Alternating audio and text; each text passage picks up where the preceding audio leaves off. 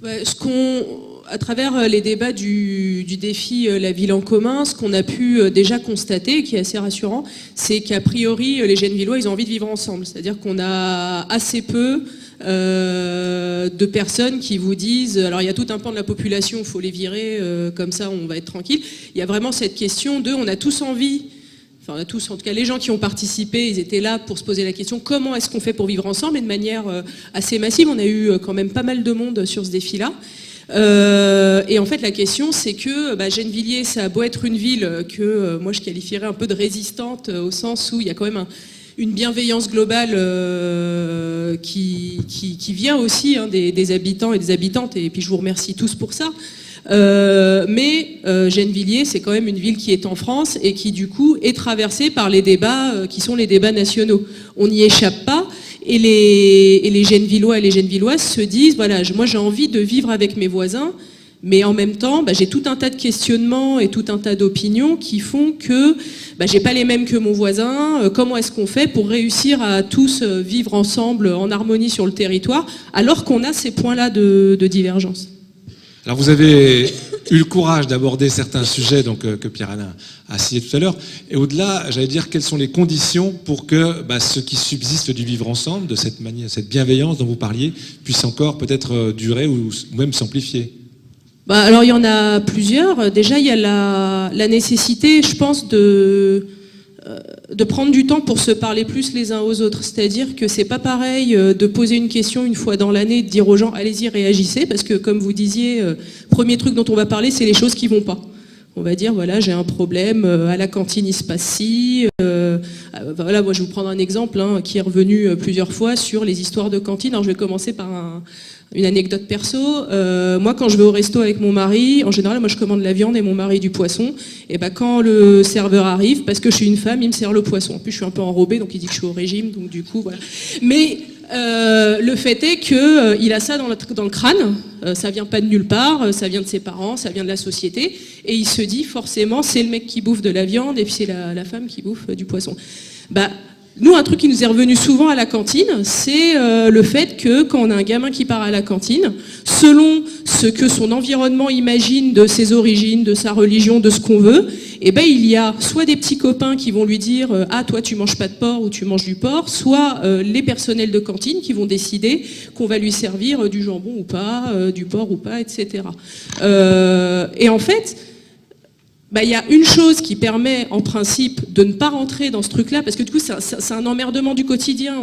Moi mon gamin, ça lui est arrivé, il arrive le soir, il me dit alors maman, est-ce que je suis musulman, est-ce que je suis algérien, enfin ça lui met des tas de trucs dans la tête à 4 ans qui on se dit quand même il devrait pas. Voilà. Et c'est notre rôle en tant qu'institution et le rôle de la communauté éducative, et dedans j'entends les parents, les enseignants, les personnels de cantine, d'essayer de les sauvegarder de ce genre de considérations jusqu'au jour où ils acquièrent la liberté de conscience qui leur permet de choisir eux-mêmes ce qu'ils veulent être et de se déterminer. Et par exemple, sur les cantines, c'est des choses qui nous remontent à nous, ça veut dire que c'est quelque chose qui n'a pas dû être géré au quotidien. Et pourtant, on a des outils pour ça. On a, par exemple, la fiche que vous remplissez quand vous êtes parent, où vous dites, voilà, mon gamin, il a le droit de manger ça, il n'a pas le droit de manger ça. Et on devrait uniquement se référer à ce truc-là, mais il se trouve que, à cause des représentations, je pense aussi à cause du fait que c'est des sujets qu'on n'aborde pas de manière sereine au quotidien, enfin en tout cas dans des espaces dédiés, encadrés, sereins, et tout le monde a un peu peur de faire une bêtise. Donc du coup, on essaye de faire au mieux. Et puis finalement, ça satisfait personne. Donc voilà cette petite anecdote. Après il y en a plein, mais celle-ci elle était assez pas mal parce qu'on est en France et que la bouffe c'est important. Mais d'un mot aussi sur ce qui se tend un peu dans les relations entre les quartiers, entre les générations.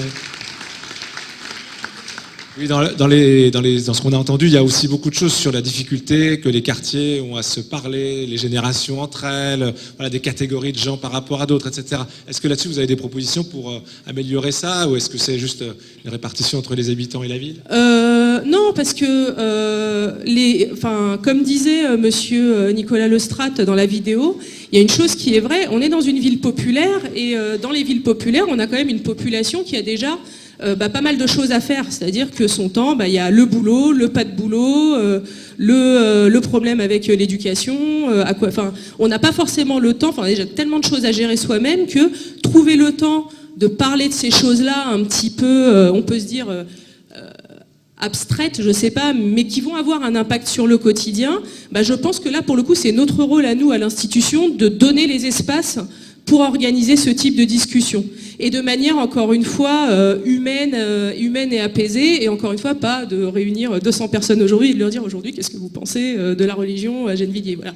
C'est pas le but du jeu, c'est de pouvoir être dans des espaces qu'on va essayer de rendre sécures et réguliers pour que les gens se retrouvent et puissent justement discuter de manière récurrente, parce que c'est en se connaissant qu'on arrive à avoir en fait des espaces de dialogue qui sont apaisés et qui permettent de sortir par le haut de ce genre de débat et ensuite d'alimenter des décisions, des cadres qui vont permettre de sauvegarder la dignité de tout le monde pour pouvoir fonctionner ensemble. Ça existe déjà. On a des centres sociaux aux luttes, des centres sociaux et culturels aux luttes, au Grésillon, bientôt aux Agnettes qui couvrent. Le lutte, par exemple, ça couvre le village, le lutte et les fossés. Les Grésillons, si je dis pas de bêtises, aujourd'hui ça résonne sur Grésillon, Chandon-Brenu-Sévines, République et les Agnettes jusqu'à l'arrivée du prochain centre social qui va voir le jour aux Agnettes. Et c'est déjà des endroits où on peut travailler sur c'est des espaces d'échange, c'est des espaces de débat, c'est des espaces de construction de projets. Mais ensuite, je pense qu'il faut travailler au-delà de l'initiative ponctuelle, vraiment sur une mise en relation sur le temps long des différents habitants. Parce qu'en fait, se connaître, ça permet ensuite de faire ensemble, et c'est en faisant ensemble qu'on arrive à se dire qu'on appartient finalement à la même grande communauté gennevilloise, et qu'il y a des intérêts communs. On habite à Gennevilliers, on n'habite pas à Neuilly, on n'habite pas à Paris 8e, donc forcément, même les personnes les plus aisées à Gennevilliers, elles ont des choses qui sont en commun avec les personnes les moins aisées à Gennevilliers.